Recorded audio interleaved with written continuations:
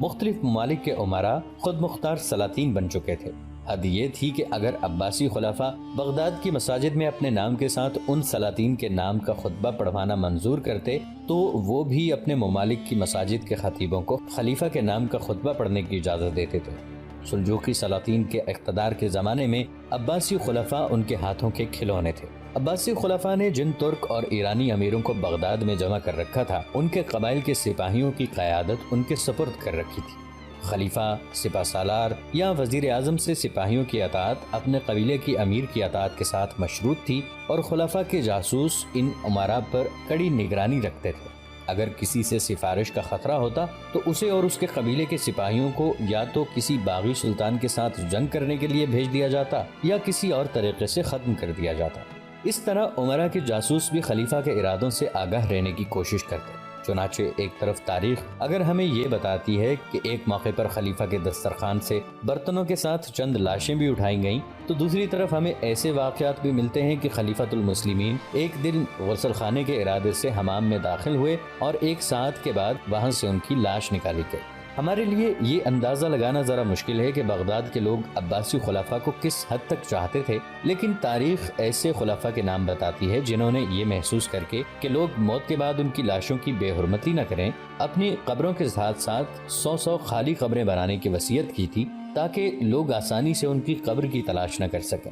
لیکن ان تمام باتوں کے باوجود عالم اسلام کی حسن بن صباح اور اس کے جانشینوں سے واسطہ نہ پڑتا تو دولت عباسیہ کے تنزل کی رفتار شاید اس قدر تیز نہ ہوتی۔ ملک شاہ سلجوقی کی وفات اور اس کے وزیر اعظم نظام الملک کے قتل کے بعد عالم اسلام میں اس خطرناک تحریک کا سدباب کوئی نہ کر سکا، اور حسن بن صباح کے پیروکار گزشتہ صدی میں عالم اسلام کے درخشندہ ستاروں کو موت کے گھاٹ اتارتے رہے۔ وہ باعمل علماء جن سے عالم اسلام کی صحیح رہنمائی کی توقع ہو سکتی تھی، ایک ایک کر کے قتل کیے جا چکے تھے۔ چنانچہ جب خوارزم اور بغداد پر تاتاریوں کی افواج قہر الہی بن کر نازل ہونے والی تھیں، عالم اسلام ایک خطرناک قحط الرجال کا سامنا کر رہا تھا۔ بغداد پہنچ کر طاہر بن یوسف نے 4 دن قاضی فخر الدین کے ہاں قیام کیا۔ اس دوران وہ بغداد کے چند گلی کوچوں، درسگاہوں اور کتب خانوں سے واقفیت حاصل کر چکا تھا۔ قاضی فخر الدین کے اپنے کتب خانے میں 5000 سے زائد کتابیں تھیں۔ فقہ، منطق اور تاریخ پر وہ خود کئی کتابیں لکھ چکا تھا۔ یہ کتابیں قاضی فخر الدین کے لیے معقول آمدنی کا ذریعہ تھیں۔ طاہر نے اپنے باپ کے پرانے رفیق محسن کا پتہ معلوم کیا، لیکن اسے معلوم ہوا کہ اس کا سارا خاندان مصر جا کر آباد ہو گیا ہے۔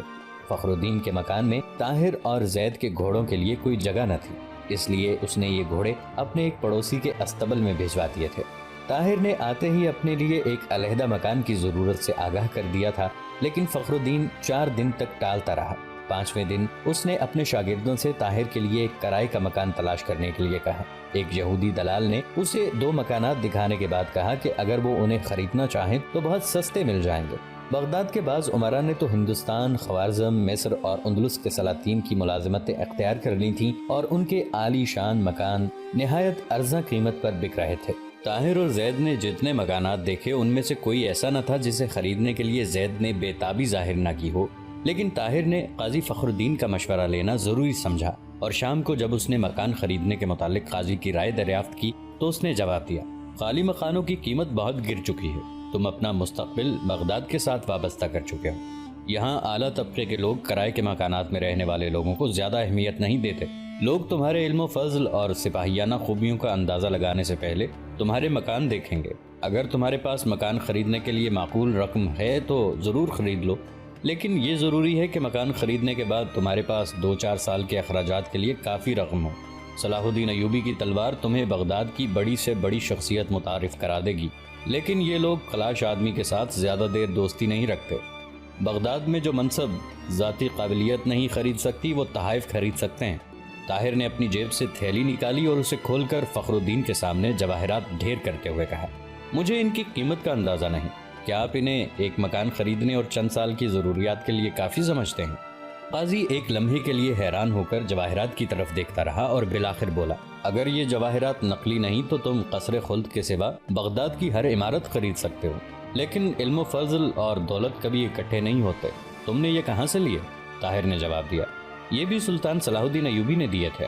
قاضی فخر الدین نے چند ہیرے اپنی ہتھیلی پر رکھ کر غور سے دیکھنے کے بعد کہا، تم بغداد کے امیر ترین آدمیوں میں سے ہو، تم اپنے لیے ترقی کا کوئی دروازہ بند نہیں پاؤ گے، لیکن سنو، تمہارے سوا کسی اور کو تو ان کا علم نہیں، صرف چچا احمد کو علم ہے، اور زید، اس کو میں نے نہیں بتایا، لیکن اگر بتا دوں تو وہ قابل اعتماد ہے۔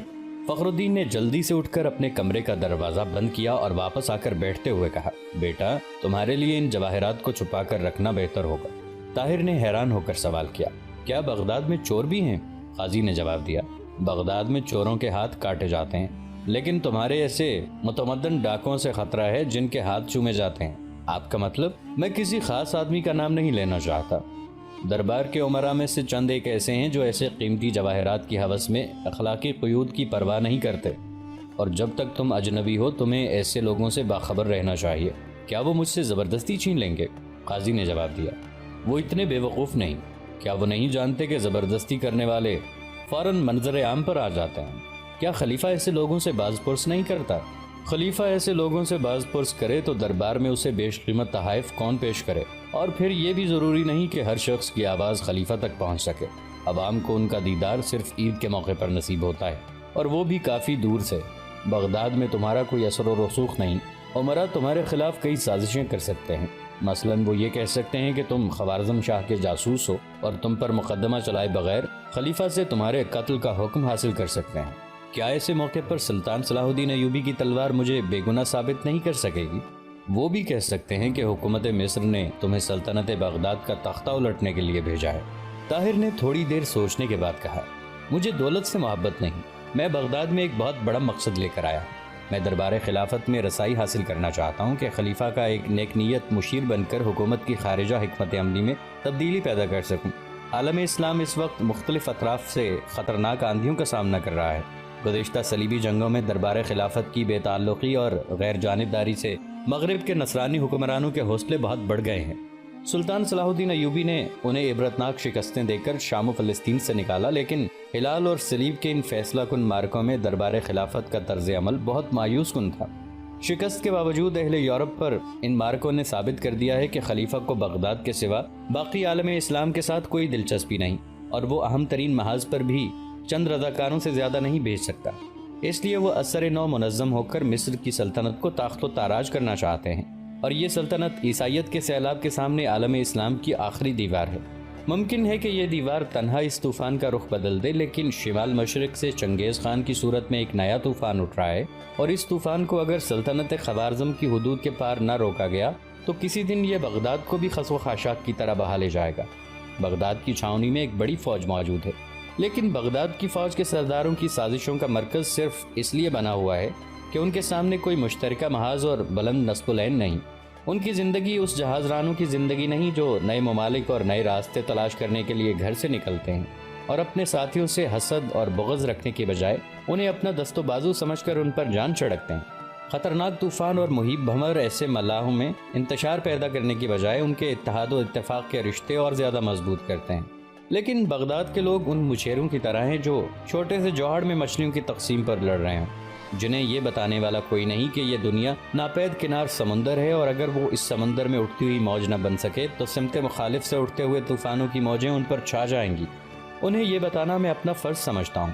اسی فرض کے احساس نے مجھے بغداد آنے پر آمادہ کیا، اور گھر سے رخصت ہونے سے چند دن قبل مجھے یہ علم نہ تھا کہ میری مشکلات کو آسان بنانے کے لیے میرے پاس اس قدر دولت بھی ہے۔ صلاح الدین ایوبی کے خون اور پسینے کا ہر قطرہ خدمت اسلام کے لیے وقف تھا۔ میں چاہتا ہوں کہ اس کی عطا کردہ دولت سے اسلام کی کوئی خدمت سر انجام دوں، اس لیے مجھے یہ دولت اپنے لیے سنبھالنے کا اس قدر شوق نہیں جس قدر اسلام کی راہ میں خرچ کرنے کی خواہش ہے۔ اگر مجھے یہ محسوس ہوا کہ اس پر کسی امیر کی نگاہ ہے تو میں ان ہیرے جواہرات کو بغداد کے مفلس اور نادار لوگوں میں لٹا دوں گا، کسی زبردست امیر کے خزانے میں جانے نہیں دوں گا۔ جو مقاصد میں نے آپ پر ظاہر کیے ہیں، ان کے حصول کے لیے دربار خلافت تک میری رسائی ضروری ہے۔ گزشتہ 4 دن میں نے بغداد کے متعلق جو اندازہ لگایا ہے وہ یہ ہے کہ عوام اب بھی ایک صحیح نصب العین پر جمع ہو سکتے ہیں، صرف عمرہ کی اصلاح کی ضرورت ہے۔ اس مکان کا فرش اور دیواریں سلامت ہیں، صرف چھت میں شگاف پڑے ہوئے ہیں، اور چھت تک پہنچنے کے لیے آپ کی رہنمائی ضروری ہے۔ قاضی فخر الدین نے کہا، خدا تمہارے نیک ارادے پورے کرے۔ میں سمجھتا ہوں کہ ان حالات میں تمہاری پہلی ضرورت ایک عالی شان مکان ہے۔ تمہارے استبل میں بہترین گھوڑے ہونے چاہیے، اگر تم بغداد کے میدان میں چوگان اور نیزہ بازی میں مقام پیدا کر سکے تو بہت جلد امارا کی نظروں میں آ جاؤ گے، اور اس کے بعد ان میں سے ایک دو قیمتی ہیروں کا تحفہ تمہیں دربار خلافت تک پہنچا دے گا۔ اس کے بعد تم اپنے علم کا لوہا منوا سکو گے، اور اگر خدا کو بغداد کا مستقبل بہتر بنانا مقصود ہوا تو خلیفہ کے معتمد بھی بن سکو گے، لیکن سر دست اپنے ارادے کسی پر ظاہر نہ کرنا۔ خوارزم شاہ کو خلیفہ اپنا بدترین دشمن سمجھتا ہے، اور اس دشمنی کی ذمہ داری اس پر بھی عائد ہوتی ہے۔ طاہر نے کہا، میں جانتا ہوں کہ اس نے بغداد پر چڑھائی کر کے سخت عاقبت نااندیشی کا ثبوت دیا ہے، لیکن خلیفہ نے اگر خوارزم کی سلطنت مٹانے میں چنگیز خان کی حمایت کی تو یہ غلطی ناقابل تلافی ہوگی۔ قاضی فخر الدین نے ایک ہیرا اٹھاتے ہوئے کہا، مجھے جواہرات کے متعلق کوئی علم نہیں، لیکن مجھے یقین ہے کہ صرف ایک ہیرا تمہارے لیے بغداد میں نہایت اچھا مکان خرید سکے گا۔ ایک آرمینی تاجر کو میں بہت اچھی طرح جانتا ہوں، چلو اس کے پاس چلتے ہیں۔ باقی ہیرے اٹھا کر اپنے پاس رکھ لو، وہ تاجر قابل اعتماد ہے، لیکن اسے یہ نہ بتانا کہ تمہارے پاس اس قسم کے اور بھی ہیرے ہیں۔ عصر کی نماز کے بعد طاہر اور قاضی فخر الدین تاجر کے پاس پہنچے۔ اس نے ہیرا ہاتھ میں لے کر ایک لمحہ دیکھنے کے بعد سوال کیا، آپ نے یہ ہیرا کہاں سے لیا ہے؟ طاہر کی بجائے قاضی نے جواب دیا، یہ ایک بہت بڑے آدمی کا تحفہ ہے۔ تاجر نے کہا، میں شاید فوراً اس کی قیمت ادا نہ کر سکوں، لیکن اگر آپ منظور کریں تو میں اس کی آدھی قیمت اس وقت اور آدھی کل صبح تک ادا کر دوں گا۔ قاضی نے سوال کیا، کیا قیمت ہوگی اس کی؟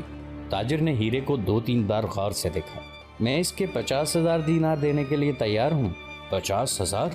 قاضی نے حیران ہو کر سوال کیا، لیکن سوداگر نے اس کی حیرانی کا مطلب الٹ سمجھتے ہوئے ہیرے کو پھر غور سے دیکھا اور کہا، دیکھیے آپ میرے دوست ہیں، میں 60,000 تک دینے کے لیے تیار ہوں، اس سے زیادہ اس کی قیمت بغداد میں اور کوئی نہیں دے گا۔